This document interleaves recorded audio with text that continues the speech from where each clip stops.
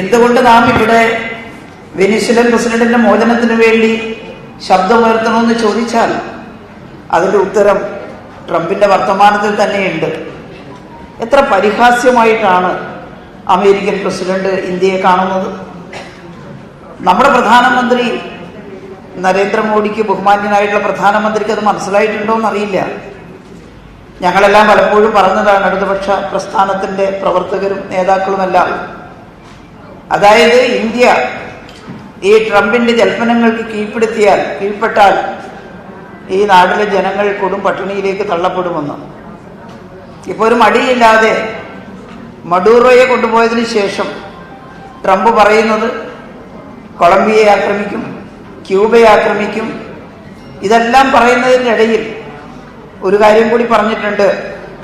നരേന്ദ്രമോദിക്ക് എന്നെ അറിയാം, അയാൾ എന്നെ സന്തോഷിപ്പിക്കും. ആരായ്യൽ? നമ്മുടെ രാജ്യത്തിന്റെ പ്രധാനമന്ത്രി അമേരിക്കൻ സാമ്രാജ്യത്വത്തിന്റെ നേതാവിനെ സന്തോഷിപ്പിക്കുമെന്ന് പറയണമെങ്കിൽ ഈ രാജ്യത്തിന്റെ സ്വാതന്ത്ര്യവും പരമാധികാരവും ആ സാമ്രാജ്യത്വ ഭരണാധികാരിയുടെ മുന്നിൽ കെട്ടിവെച്ചു എന്നല്ലേ പറഞ്ഞതിന്റെ അർത്ഥം. ഇന്ന് വരെ പ്രതികരിച്ചിട്ടില്ലല്ലോ. നമ്മുടെ പ്രധാനമന്ത്രി പ്രതികരിക്കണ്ടേ? കൊളംബിയയുടെ പ്രസിഡന്റ് പ്രതികരിച്ചല്ലോ.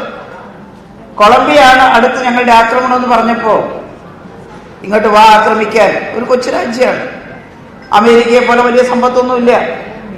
എന്നിട്ടും കൊളംബിയയുടെ പ്രസിഡന്റ് ഗുസ്താവോ പെട്രോ അദ്ദേഹം പറഞ്ഞു, ഞാൻ ഒരു കാലത്ത് ഗറില്ല സമരസേനാനിയായിരുന്നു.